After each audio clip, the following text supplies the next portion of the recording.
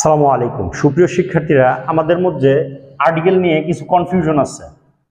যেরকম আমরা অনেক সময় মনে করি যে অনেস্ট, অনার, আওয়ার এই সকল শব্দ দেখলেই সরাসরি আর্টিকেল এন দিয়ে দিব, কিন্তু ব্যাপারটা হলো অনেস্ট এই শব্দটা কিন্তু নাউন না, কারণ আর্টিকেলের সম্পর্ক কিন্তু নাউনের সাথে। তো হি ইজ অ্যান অনেস্ট, এটা একটা ভুল বলতে হবে। হি ইজ অনেস্ট, এখানে কিন্তু আর্টিকেল বসবে না, কারণ অনেস্ট তো অ্যাডজেক্টিভ, আর অ্যাডজেক্টিভের পূর্বে আর্টিকেল বসে না। কেন তো কখন বসাই অনেস্টের পূর্বে এন? যখন অনেস্টের পূর্বে পরে একটা কি থাকে, নাউন থাকে। কারণ অনেস্ট বয় তখন এন অনেস্ট বয়, কিন্তু শুধু অনেস্টের আগে আর্টিকেল বসবে না। তো আরেকটা বিষয় লক্ষ্য করা যাক, he is an honest boy. আমরা সাধারণত বলি কিন্তু হি ইজ এ বয়, তা আর্টিকেলটা বসে কিন্তু নাউনের জন্য, কিন্তু যখন অ্যাডজেক্টিভ এসে পড়ে তখন অ্যাডজেক্টিভের পূর্বে বসে। তাহলে অ্যাডজেক্টিভ এবং নাউনের মাঝখানে কিন্তু আর্টিকেল বসে না।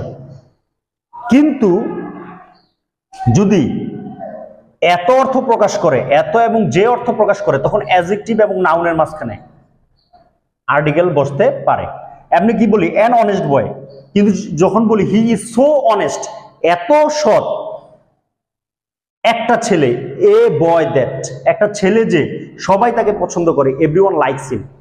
তো এরকম এত অর্থে কি কি আসতে পারে, সো অথবা টু, আর দ্যাটের জায়গায় সো এর জায়গায় দ্যাট, আর টু এর সাথে হয় কি two.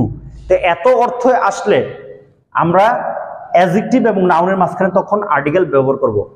Article a R N এটা কিন্তু ডিপেন্ড করে ভাওয়েল এবং কনসোনেন্টের উপর, কিন্তু জিনিস দুটো কিন্তু একই।